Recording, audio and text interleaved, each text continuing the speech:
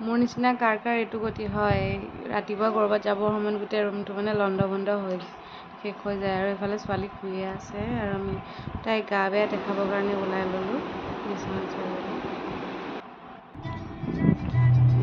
তাই যাওঁতে ফূৰ্তি কৰিয়ে গৈছে বাৰু, তথাপিও মানে গা ভিতৰি বহুত বেয়া হৈ আছে।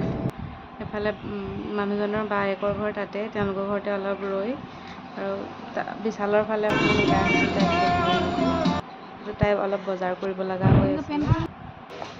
ঠাণ্ডাৰ কাপোৰ অলপ লৈ ল'লোঁ এতিয়াই, পাছত ঘপককৈ মানে কেতিয়াবা ঠাণ্ডা পৰি গ'লে বহুত দৰকাৰ হৈ যায়। এতিয়া তাই ডাঙৰ হৈ আহিছে, আগৰ কাপোৰ এযোৰ নহয় তাইৰ গালে।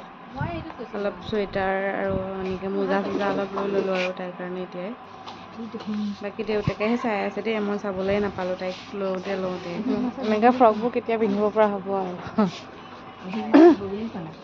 আৰু জেঠাইকেও অলপ কাপোৰ কিনি দিলে আৰু তাই শুলে আৰু ক'ব নোৱাৰে।